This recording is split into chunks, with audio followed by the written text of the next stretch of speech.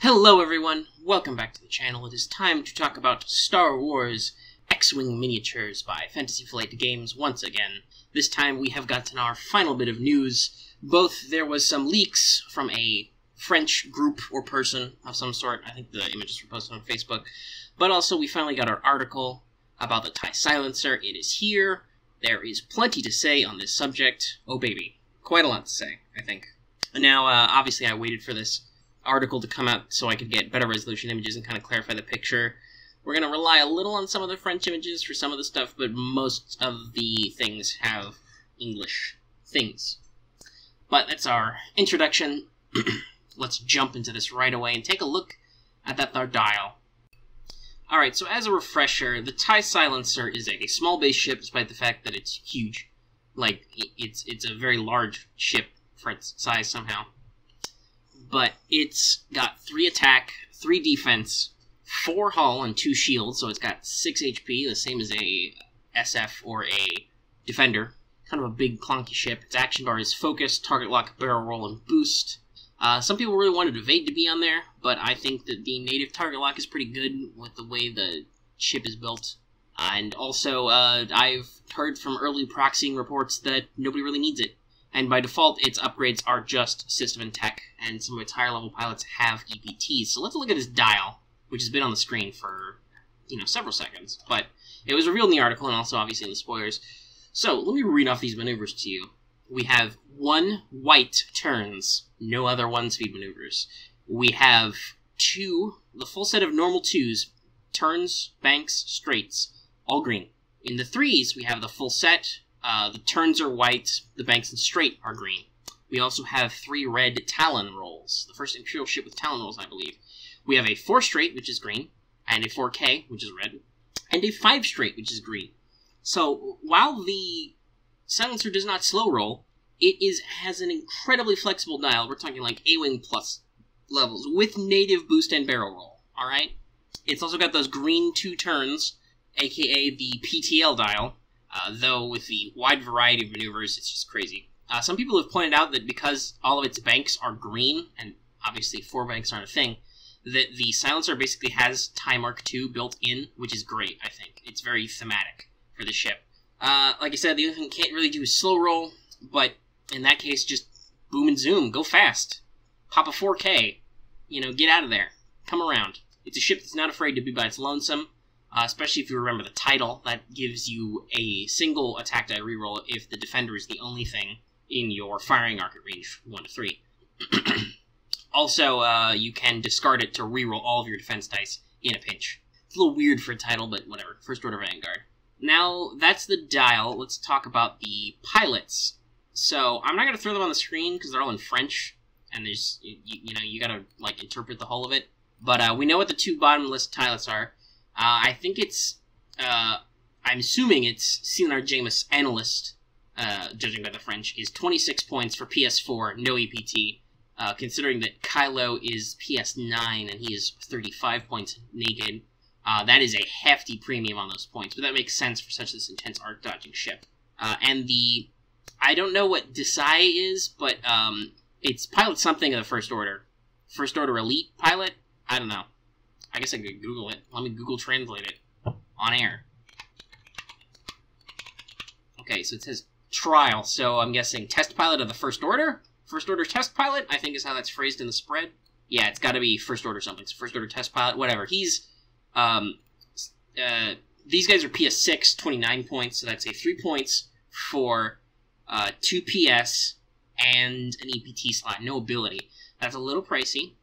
Usually 2 PS is worth 1 point, but remember, this is an arc-dodging ship. It's got boost barrel roll, it's got system and tech, and it's got that crazy green dial. So, its pilot skill increase is worth more than some other ships.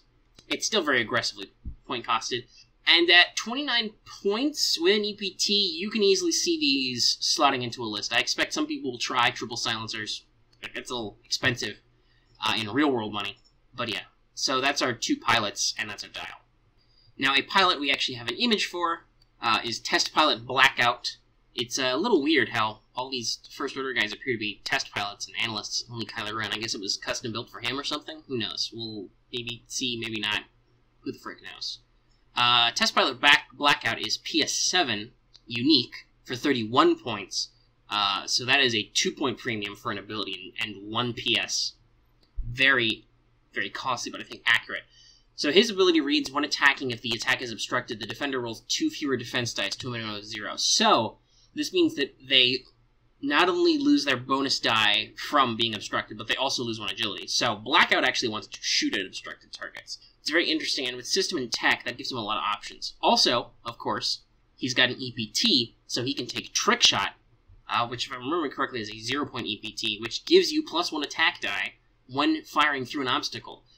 He is made for it, I think. You can also try the other EPT in its pack, but I'm a little more dubious about that. It's just not as cost-efficient. We'll talk about that in a second. But yeah, good old Blackout is a guy. He exists. At 31 points, he looks pretty good. I don't know if necessarily it's my style of play, but I've experimented a little with defenders. I own a defender, and I've toyed around and proxied some of the stuff because I don't have Imperial veterans. Because I'm not made of money, guys. Jesus. You want me to buy more packs, watch my videos more. Anyway, he looks like he's going to be pretty good, especially since you could always VI him up to 9, or you could just accept that he's 7 and like pair him with like a Racklow or something. Also, in case you forgot, Kylo Ren is PS9. He is 35 points for that extra 2 pilots skill, and his ability is still, the first time you're hit with an attack each round assigned, I'll show you the dark side to the attacker. That's not great. At PS9 and an Arc Dodger, that's very much a, like, last-ditch, well, you've shot me now, I'm going to at least make you pay for it, especially since it's got a system slot, but it can't take Advanced Targeting Computer, unless there's an errata that lets Tyler silencers take that. I don't think anybody would be opposed to that, but even more expensive than the X1 discount. But yeah, he has no reliable way of generating crits on his own. These guys don't have missile slots, even though, yes, we know the silencer carries missiles. I will ask you, when was the last time you saw somebody play a TIE Defender with missiles? Is kind of what I think FFG is getting at there. But since it can't take missiles, it can't, like, G-chips or harpoons or anything, so reliable crit gen is a little iffy. You could maybe Palp. I've heard some people talking about running, like, upwards of 40-point Kylo Rens, talking about Palp Shuttle and some other, like, Pocket Ace, like an Omega Leader. But that's all our pilots. It's actually pretty easy to cover once we got past the dial. There's not a lot extra to say. They're very interesting. I kind of like them. The pricing is a little weird. It's a very diverse pricing, and I think it's not unwarranted in this case. Some ships were heavily overpriced. These, I don't know if they are. People seem to be comfortable fielding Kylo Ren. I know a lot of people were concerned about his high price point, but I think with the dial, people think it's worth it. So with the pilots out of the way, let's talk about those upgrades. We know all the ones in the pack. There's only 2 that are new. We'll cover which ones are else in the pack in the outro in a second. I'll throw this part back up there so you can see them. First, let's talk about Debris Gambit. It's small ship only action. Assign 1 evade token to your ship for each obstacle at range 1 to a maximum of 2 evade tokens. Not that I really be in a good position to do that a lot. It's an EPT. It's 2 points. Personally, it's not the best. I think at 2 points it's a little costly. It's adding an action. It's adding a good action. It's basically giving you evade, but there's a rare chance that that evade will give you 2 evades instead of 1 evade token. Most of the ships that can take this... Most of the Imperial ships, I think, that can take this EPT can already evade. You might see it on a Darth Vader build, because Vader gets 2 actions anyway. You could easily throw this on him as in his EPT slot if you weren't going to give him VI or something, and let him use one of his actions to get 1 or 2 evades when he needs them. Rebel ships that can't evade a lot might like this. I don't know. Obviously, I'm pretty sure the intent here is to stick it on somebody like Blackout, and basically be like, neener, neener, you can't get me through the asteroids, and then use something like advanced sensors or collision detector in his system slot to wiggle around in there and ignore obstacle effects, basically. Like I said, the two feels a little costly to me. The 2 points, it really does. I know that's pretty typical for an action, but it does. The only other thing maybe could be on Youngster. Give Youngster an action EPT. I know TIEs can already evade, but this would let them maybe get 2 evades in certain situations. Who knows? That's what people are saying anyway. I'm not really sold on the Youngster thing, but it's definitely a thing you could do. And I like that it's small ship only. I think it makes sense, and also it's just... large ships don't necessarily need to be generating evade tokens, guys. It really depends on the ship. So that's Debris Gambit. So let's talk about another upgrade that I think is a lot more interesting. This is another small ship only upgrade. There's a lot of love for small ship only in this pack, I think, that, interestingly enough, much like the BS-17 had a lot of love for itself, the Silencer's got a lot of love for small ships. So, the Threat Tracker. When an enemy ship inside your firing area at range 1 to 2 becomes the active ship during the combat phase. So when they activate in the combat phase, I think that's something that you usually can't skip.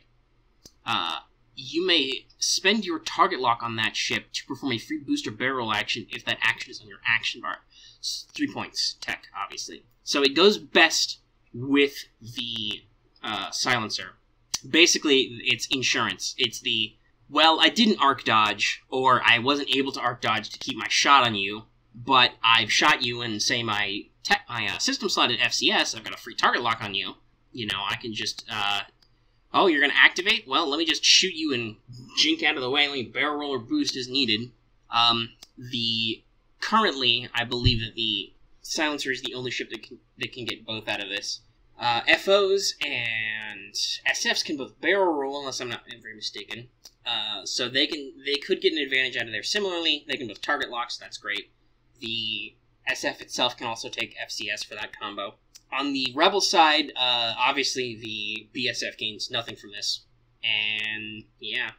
T-70s can boost, though. And theoretically, if you wanted to make them even more expensive, you could stick a Vector on them for only 2 points. It's possible, it's reasonable, it might be reasonable. I don't think it's going to make a lot of waves, though, with ships that only have 1 or 2 actions. And I also don't think the Quad Jumper can use this without upgrades, unless it has a barrel roll. But even then, I don't know if the Quad Jumper is really ideal for that. You know what I'm saying? It's got other ways to get out. It's not really an arc dodger. But this is a great idea of a ship. It fits with the theme I've noticed with tech upgrades that let you basically break the rules of tokens. You know, prime thrusters or pattern analyzer basically let you break the rules of stress tokens. Target synchronizer breaks the rules of target locks. So does this. This lets you do something entirely different with a target lock. By the way, does not combo with target synchronizer spend your target lock on a ship, which I do believe does not fit the phrasing of targeting synchronizer. Let me double check. Targeting synchronizer. Yeah, I guess that probably needs an FAQ to be exactly sure. Let me look at what some other examples are. How does Lieutenant Colzette phrased? Well, okay. So if Colzette works, then I guess theoretically the language is the same. You may spend a target lock you have on that ship. When a game effect spends, you spend a target lock. And the Colzette reads at the end phase, you may spend a target lock you have on an enemy ship. So this is kind of the same. So I don't know. It could be. It could be. That will definitely need an FAQ to be sure. I lean towards no, but it's possible that it does work because of the way the precedent is set. Anyway, Threat Tracker is pretty good, even at 3 points. Your silencers are going to be expensive, guys. You're going to have to suck it up. If you prefer swarm play or you prefer pocket ace play, the silencer is not for you. This is big beefy aces going to take up a lot of your list. I don't think there's anything much else to say about Threat Tracker, though I love it. It's a great design to do new things, such as boost or barrel roll in the combat phase. So those are all the new upgrades in the pack, all the other ones we knew about. The pack does come with 2 copies of Advanced Optics, but we already knew what that did from the BSF-17. It comes with 2 copies of Prime Thrusters, which is good. Primed is going to get a lot of action on the ship. Comes with 2 copies of Auto Thrusters. Finally, you don't need to buy regular Star Vipers for all your Imperial ships. 2 copies of Threat Tracker, 2 copies of Debris Gambit, 1 copy of Sensor Jammer, it looks like, obviously 1 copy of the title, 1 copy of the I'll Show You the Dark Side Condition, and your lovely little Kylo Ren token. Not much else in here. I think that this is kind of... It's a little more expensive, sure. The ship is a little bit bigger, too. It's hard to fit in conventional blister packaging. I think, though, they basically realized I had a big ship, and they used this as an excuse to stack more upgrades in it. Because usually, with a ship like this, you'd be looking at maybe, like, 1 copy of each, like, new thing, and maybe a copy of an old thing. This has, like, 2 copies of several old things and several new, at least to this wave, things. The only one that's solo is Sensor Jammer, interestingly enough. I will say that is the only system slot upgrade in here. Prime Thrusters, Threat Tracker, and Advanced Optics are all tech. But looks like it's a very good buy, even for the, like, $20. Or is it $30? $30? I think it's $30, actually. Like, $20 is usually for a long issue. But I definitely think that it's FFG has tried to make this worth your investment. If you are an Imperial player who's been maybe wanting Prime Thrusters, or obviously if you want Advanced Optics or something, or if you want Auto Thrusters and you don't have it yet, this is very clearly a much more economical buy than to buy outside of your faction to Star Viper. I think it's a very good pack. So that about wraps up our episode. We've covered all the things with the TIE Silencer. I'm pleased, at least, with the design. Some people were a little down on the dial. Some people were just... They hyped themselves up about, like, 4 banks or 4 turns, which I think was dumb. There's way too much to be done with the maneuver templates that exist yet. That could be a whole entire video. Let me know in the comments if you'd like that, because I have some thoughts on different maneuver types I'd love to talk to people about. Because in case you can't tell, I'm talking about X-Wing a lot. I've just finished a 10-part series, each like 15 minutes long, if not 20, about quote-unquote frames of ships. I think the last one of those is going up at the same time as this video. Not 100% sure about how I scheduled it yet. Obviously, this is more relevant, so the sooner I get this out to the people, the more people are actually caring and searching about it. So that's always good. And I will, keep going as news unfolds. There's still that one SKU, that one product code that's out there that is not yet accounted for. So that'll be fun. Should be another Aces pack or a Epic. My money's on the second Scum Epic, but you never know.